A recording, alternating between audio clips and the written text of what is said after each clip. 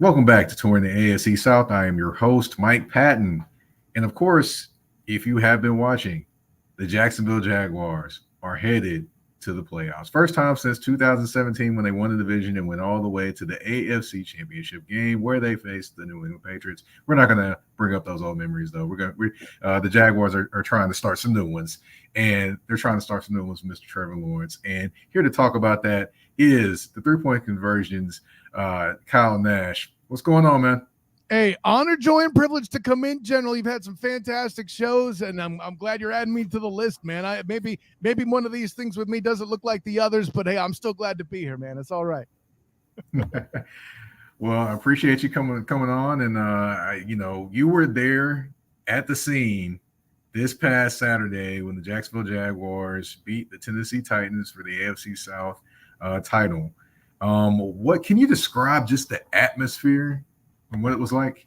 Yeah, man. I mean, first of all, like you and I are on a message group together with the rest of the 3-point conversion for whom we do content, but the word electric I think best applies, and I said that, and then Coach said it later, like, great, everybody thinks I'm going to steal from him, but yeah, no, it really was just the ubiquity of teal at TIAA Bank Field is something I haven't seen before. And granted, this is only my second season covering the Jaguars there in person in the press box. But what's different about this game than the others, Mike, even with the see, what's serious? I actually called you Mike instead of the general for once. What's actually different about all this is there isn't some other NFC East division blue that makes up the other half of the teal. Right? There's no Cowboy blue or silver. There's no Giants blue or white. This was all 70,050 teal participants waving teal towels over the head that they gave, to the fans when they were coming in and all that. It was always the Jaguars, as they've come to say out loud there in their locker room.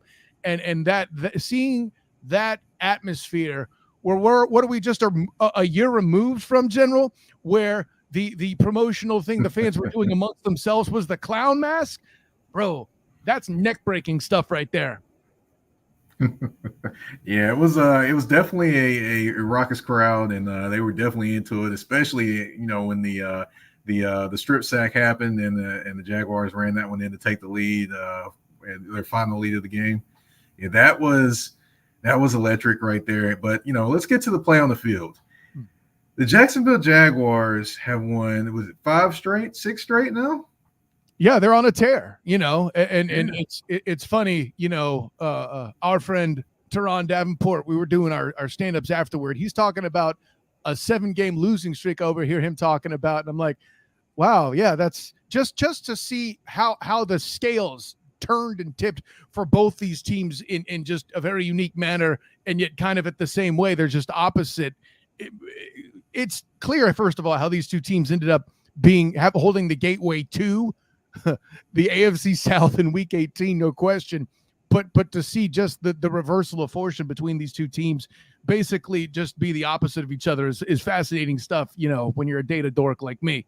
So yeah, man, to see the fans get re-electrified from that Raiders win on, being down 17 points. More than one occasion, and bouncing back, they're in Duval to handle the business. Again, something the fans always show up, but they tend to leave kind of early. But this year, or the later part of this year, the crowd has been given a reason and shown appreciation in a way that teams haven't in the past. Yeah, definitely a different feel going on with the Jacksonville Jaguars. Now, again, want to go more into the game. It seemed like it was like I heard Doug Peterson after the game talking about the game was a microcosm of their season, yeah. Where it's kind of quiet for a minute, then it kind of revved up, and then they were able to kind of steady and right the ship as it in the second half of the game. The first half of the game, they were missing some opportunities. Trevor Lawrence missed a pass to Zay Jones. He was wide open in the end zone. Mm-hmm. You had a couple other plays. You had the pitch. I don't know what that play was, but you're in scoring territory, and you try to run a reverse pitch to Agnew, and he fumbles the ball, and it gets fumbled basically, and the Titans recover. At that point, and just in the first half, I mean, what was your thoughts in terms of some of the mistakes and miscues? Just youthful, I guess, youthful ignorance, or just trying to do a little bit too much? I'll put it this way, and I know everybody is killing the toss. I'll get to that in a minute, but early on, the Jags were moving the football. They just weren't completing. And I think execution's a thing. But, like, what do you call it when Travis Etienne falls? Basically the turf monster kind of catches his feet while he's trying to juke his way through the line and falls and gets touched down just short of the line on a third and 9. Like that to me isn't something that's anybody's fault. Serendipity just got in the way. Right. And then you reference the toss to Agnew. To be honest, as a play call goes, I see what they were going for there, because there was a lot of grass provided Agnew gets the toss correct. But this is another one. I feel like a lot of this, and I'd hate to be this guy, but Trevor Lawrence had some happy feet throughout this game, General. And I think this is one of those instances. You talked about the missed pass to Zay Jones. I would argue there was another one almost as poorly missed, we'll say, or badly missed, we'll say, to Christian Kirk down in the other end zone. The difference was there was actually a Titans defender on the screen this time. Granted, one could argue that he face guarded and maybe he should have gotten a call. Maybe he should, maybe he shouldn't. But if Trevor Lawrence puts that ball in the right place, we're not talking about a face guard, because then it's not underthrown for the defender to be even part of the equation, right? So I think a lot of this, despite the fact that Trevor Lawrence after this game is now the new single season completions record holder, replacing Blake Bortles, right, in that category, he did not have his best game. And even after the game in the press conference himself, he said that, the defense won the game for this group. And I think it was just a matter of misconnections that were there, just not completed. Opportunities that were about to be made happen to do something big, and then didn't materialize because of either, well, in the case of that toss, outright catastrophe, or, I've heard in other games, be it preseason or earlier in the season, right, where it's a matter of kind of nerves. And even Trevor had said during the preseason, I had nerves, my feet got happy, the ball sailed on me. I think that's what we saw. And for a player as young as Trevor, that's exactly what I think it was. This was a huge game, General. And this is something that he being Trevor Lawrence, hasn't come across yet as a Jacksonville Jaguar, is this kind of hype in that stadium backing him. I think he didn't want to disappoint the fans, and that got to him a little bit.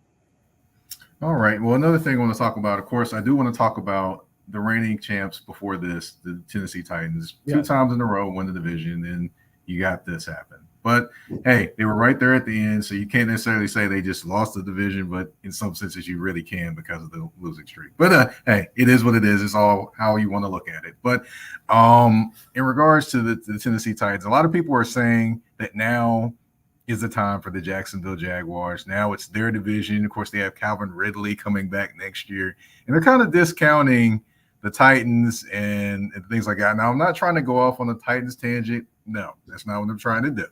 But what I'm trying to do is kind of paint the picture that this division, even though the Jaguars have won it, it doesn't necessarily mean that it's going to be their division again the next year, because, of course, the Titans could make some moves, things like that. The Colts could make some moves. And, I don't know if the Texans will make enough moves, but, hey, you never know. So that's what, I kind of wanted to point that out. And, of course, in the game, you do have Derrick Henry still there. You have a lot of questions that need to be answered in terms of offensive line, potentially a linebacker, and definitely a cornerback. So, in regards to the outlook of, the Titans and, other teams in the division, do you think it's the Jaguars division from here on out, or it's kind of up in the air? Well, listen, man, you can go off on that Titans tangent, and it's not your fault to do so. You know who I blame if we do that? And I'm putting myself in here too. I'm in this fight with you, General. You know why we have that problem? It ain't the Titans' fault. It's the Texans and Colts, right?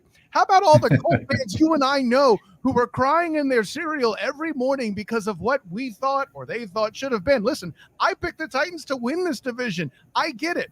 And, we can go on another tangent about the Texans and that whole situation. Goodness gracious, that could be another podcast in itself, but that's not why I'm here.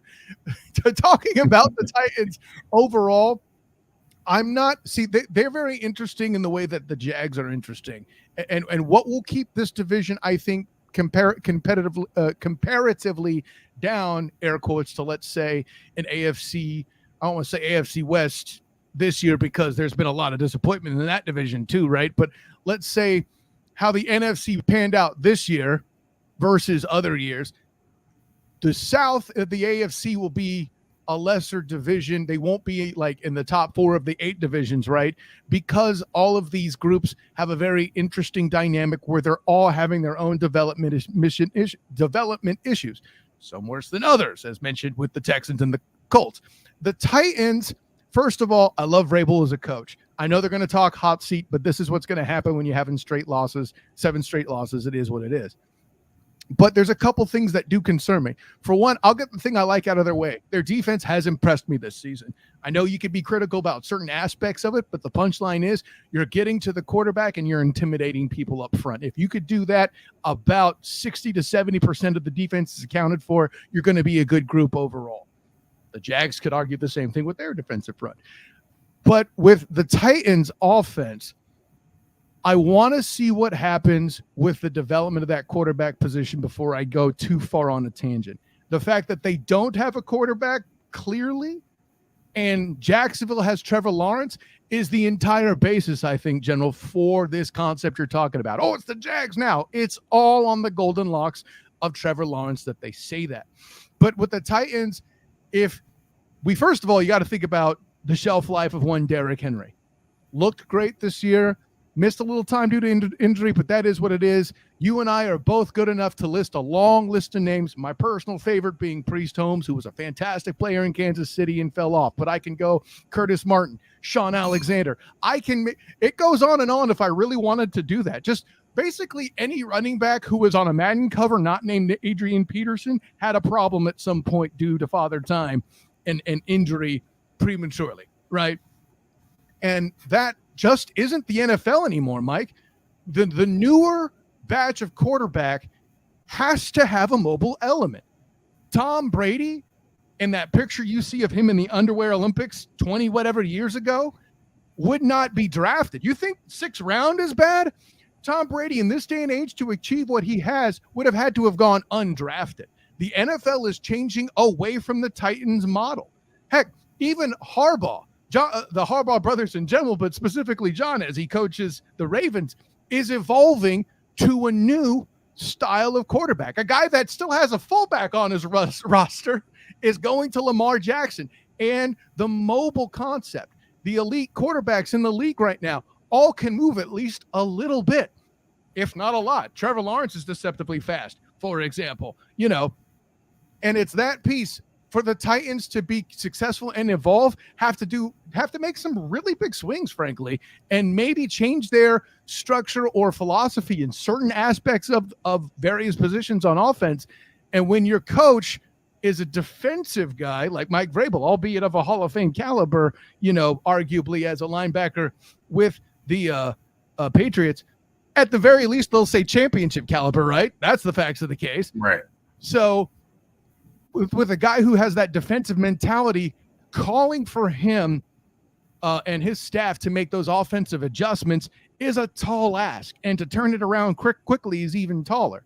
That being said, the Jags have their own questions in their future coming up. Listen, there's a lot of contract questions coming up big. Say what you will about Trayvon Walker being much more successful as a first-round overall pick than a lot of the experts had. I have to admit, I wasn't down on Trayvon Walker as a first-round pick, but I didn't think he'd do this either. So even I was a doubter in my own right.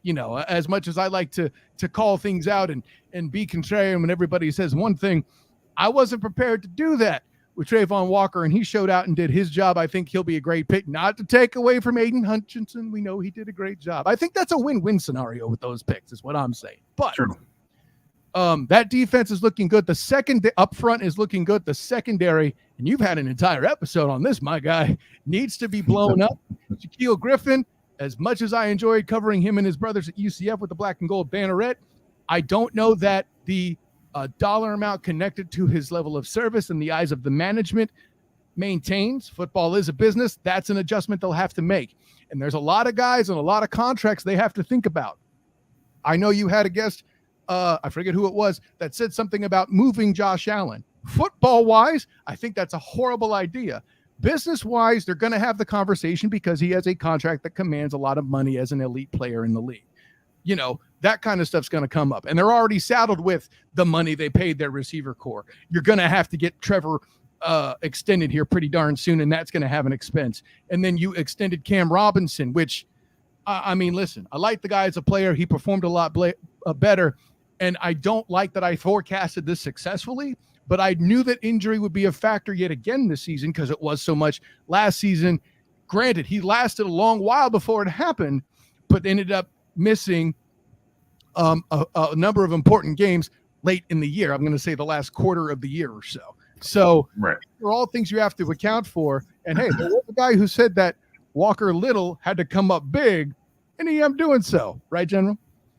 Yeah, Walker was not little. but I will say that yeah, it's definitely interesting. And then also the addition of Calvin Ridley next year too. That'll be interesting to see how that happens, how that develops with that team. Doesn't that guarantee that one of these receivers is going to get shipped? And you have to think it's Marvin Jones. Again, I like the dude, personality-wise, incredibly personable. I love the fact that he does the interviews in Spanish post-game with the Hispanic broadcast. It's great. But again, at his age and with Calvin Ridley there in the waiting, and then you already have Christian Kirk, who I don't really foresee a scenario where he doesn't remain. I don't foresee a scenario where Zay Jones, though he did have a slow start and was being compared to Laviska Shenault sometimes for the occasional drops he would have. He finished out pretty darn strong.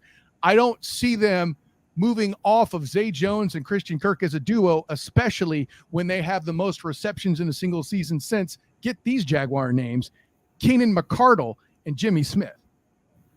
Wow. You know, somebody's going to say you using the Hall of Fame names against those guys. Come on, man. But hey, I totally get it though. The statistics, that's my point. And I'm not saying they are those guys. Let's be clear. I'm saying they're putting up numbers that match them. How do you not keep that in the building? That's true. That's true. Definitely is true. Now, of course, we're going to go to the Torn AFC South inbox. We got Vincent Thomas saying, how good are the chances of the Jaguars to beat the Chargers in the first round? I think they have an excellent chance. We're going to go to that in a minute. Of course, we have Mr. Travis Holmes coming through saying that both Travis Etienne and Zay Jones went down untouched prior to the first down marker, and that internal pressure from the Titans defensive tackles really got to Trevor on Saturday. And Brandon Sheriff got his lunch money deboed. Yeah, he did.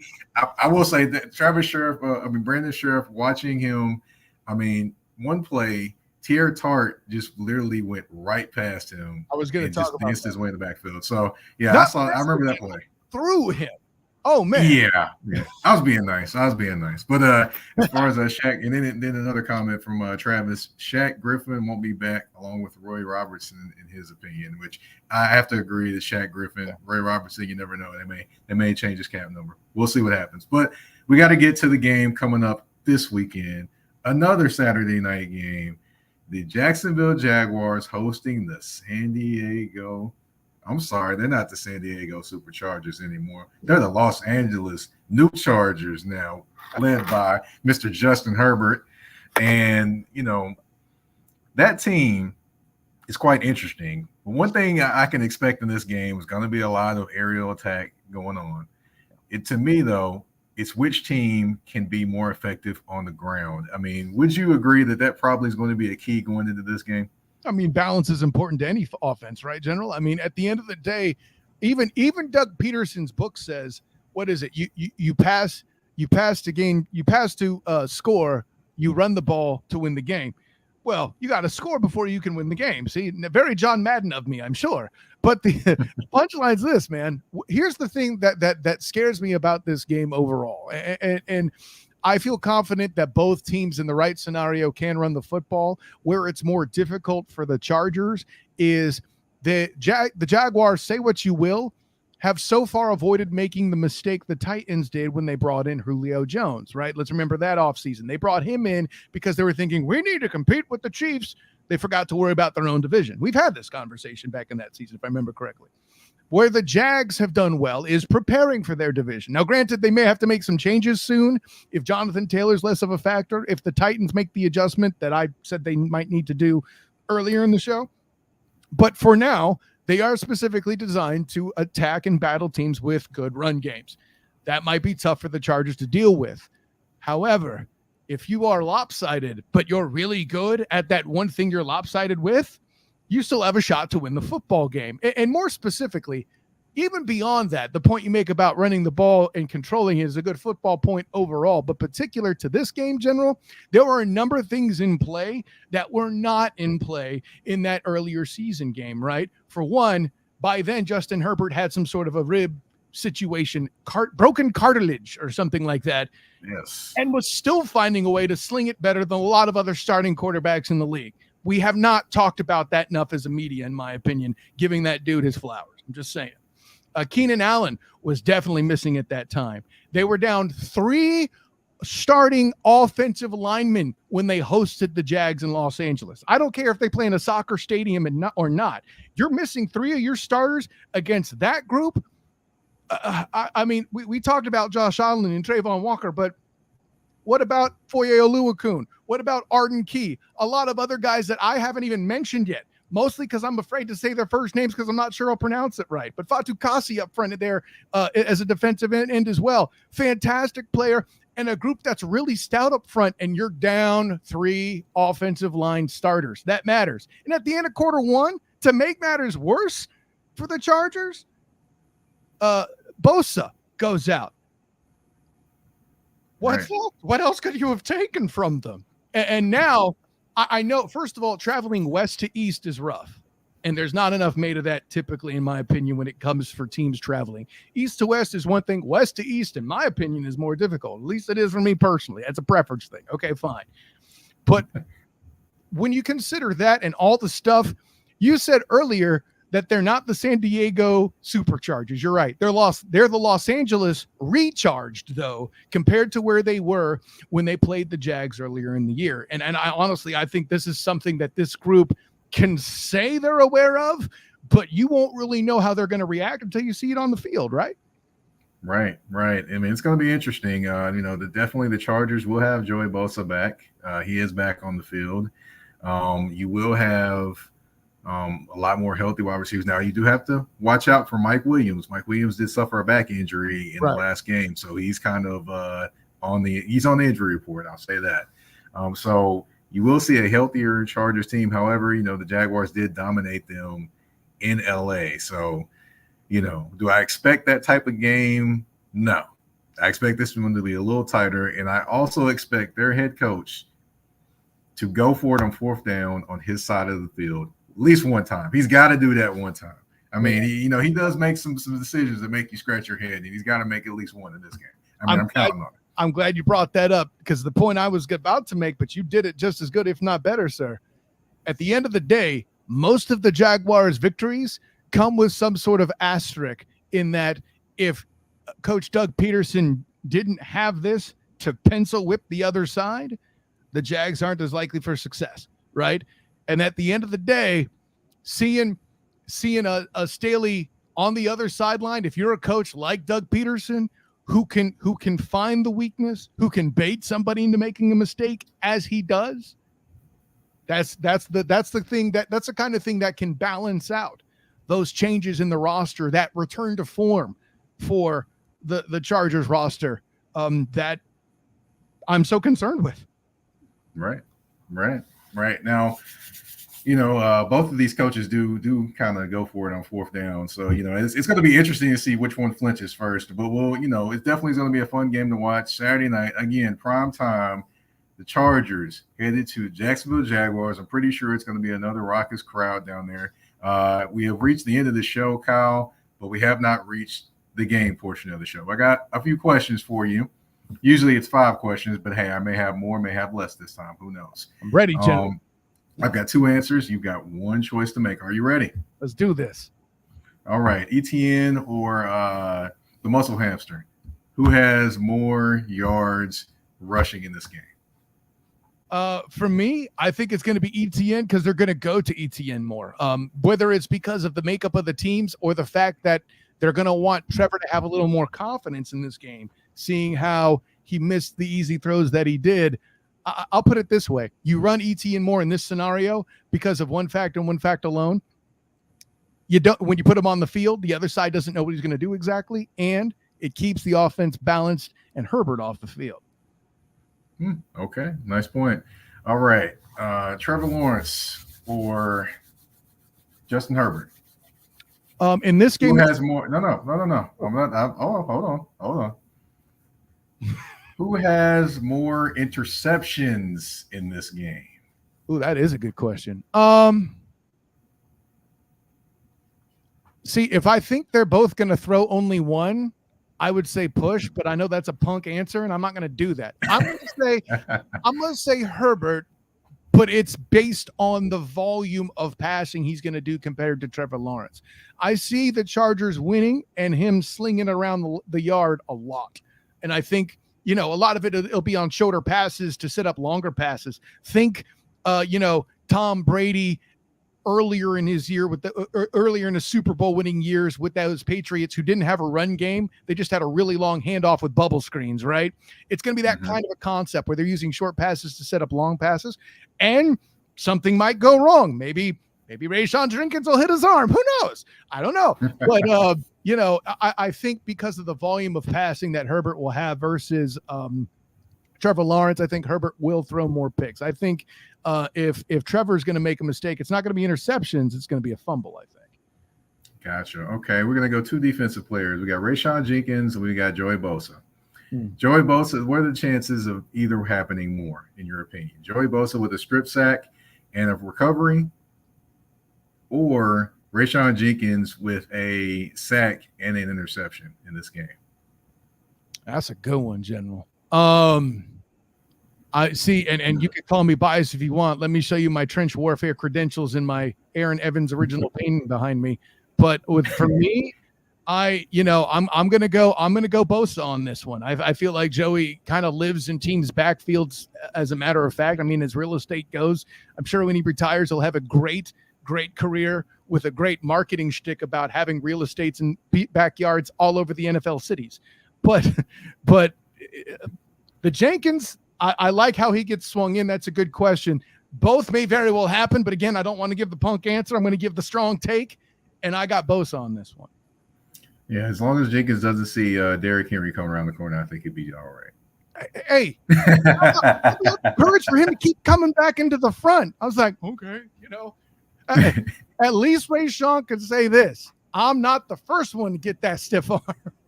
Right. I don't think he got it as bad as Josh Norman did. No, he did not. All right. Now, as far as offensive line, which one do you expect to give up the most sacks, the Jaguars or the Chargers? Yeah, the Jaguars, and it's not close. More because their injuries are fresher. And say what you will. Listen, I like the way the Jawan Taylor has bounced back. He had to kind of gut it out through the hamstring injury, which wasn't talked about as much. But then how could it be when Cam Robinson's out for the year? And while Walker isn't playing little, we are seeing, even over and above that, guards getting their lunch money taken from them, as you put it very astutely earlier, sir. For my money, especially if the Jags are forced into a one-dimensional situation, which again, why ETN's going to have more rushing yards. If they can't establish that balance, Bosa's going to get busy. More sacks are going to be given up. A lot of what the answer to this question turns out is going to become in the first, let's say, quarter and a half. But yeah, for my money, I think the Jags will definitely give up more sacks. Before this said, I can't take credit for the Brandon Sheriff lunch money comment. That was Travis Holmes. But I totally get it. Come on, I was like, you're going to the game with me. How am I not seeing this on my feed? Come on, man. All right. And let's see. In sports. How do I see this? This is the last one. Now, both of these teams do have a kick returner that people have to watch out for. Now, do you expect the Jaguars to get that big play out of Agnew, or do you expect the Chargers to get the big play out of their guy? That's a good question. I feel like based on field positioning, right?